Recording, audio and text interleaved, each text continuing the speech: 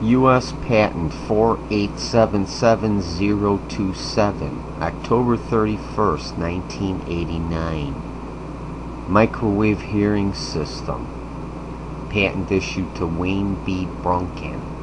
This invention relates to a hearing system for human beings in which high-frequency electromagnetic energy is projected through the air to the head of a human being, and the electromagnetic energy is modulated to create signals that can be discerned by the human being regardless of the hearing ability of the person. Here's the drawing of the device. Referring to Figure 1, a microphone 10 or other generator of audio frequencies delivers its output by wire 11 to an FM-capable pulse generator 12 and by branch wire 13 to a comparator 14. The comparator 14 also receives a signal from a voltage standard 16. When the peak voltage of the audio generator 10 falls below the standard 16, the comparator delivers a signal by wire 17 to the FM-capable pulse generator 12 to shut down the pulse generator 12. This avoids spurious signals being generated. The output of the FM pulse generator 12 is delivered by wire 18 to a microwave generator 19, which delivers its output to the head of a human being 23. In this fashion, the person 23 is radiated with microwaves that are in short bursts. The microwave generator 19 operates at a steady frequency presently preferred at 1000 MHz. The pulses are arranged in bursts. The timing between bursts is controlled by the height of the audio envelope above the voltage standard line. In addition, the bursts are spaced from one another at a non-uniform rate of 1 to 100 kHz. This non-uniform spacing of bursts is created in the FM-capable generator 12. Now, in the detailed description of the invention, it says, inasmuch as microwaves can damage human tissue, any projected energy must be carefully regulated to stay within safe limits. The guideline for 1000 MHz, set by the American Standards Institute. The apparatus described herein must be regulated to stay within this upper limit. This is the audio wave input to the human. These are frequency modulated bursts and pulse timing used to accomplish this wonderful piece of technology. Microwave hearing by broadcast.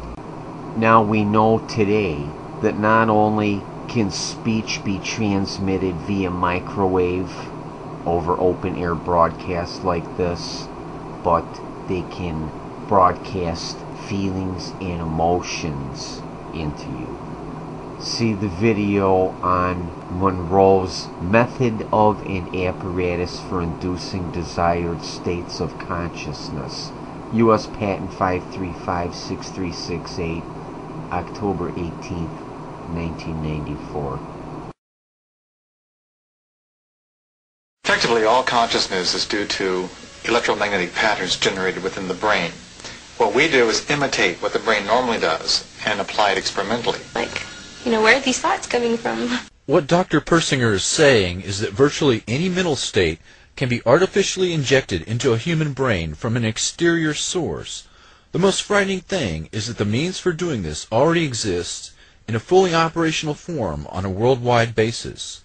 Quote, the power levels for these amplitudes are similar to those associated with the signals generated globally by radio and communication system.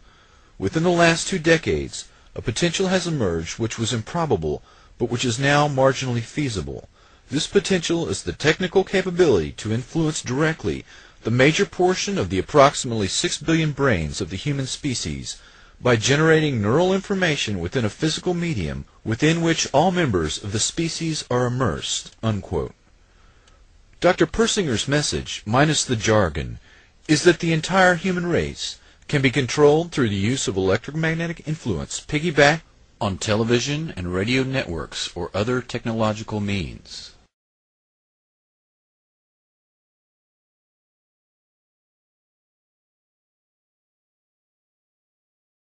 General Mike Aquino wrote From Psyop to Mind War with Colonel Paul E. Vallely, The Psychology of Victory.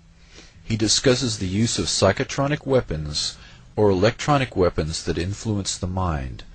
Capitulation could be induced without firing a shot by using signals piggybacked on broadcasts of radio, TV, microwave communications to influence through subliminal suggestion, holograms, voice-to-skull and silent sound technologies to manipulate the feelings and thoughts of the target population. Behavior modification is a key component of peace enforcement, and modification will be directed at the American people. Aquino's psychological warfare campaign has started or infiltrated cults and other closed systems as part of a concerted effort to control large numbers of people and to destabilize the centers of constitutional and legal authority, both here in the United States and in other nations. This methodology is part of a concerted plan that spans several generations. The Church of Satan and the Church of Set, as well as other cults and mainstream organizations, are closed systems with their own belief systems that are insular and separate from the reality that most people take for granted.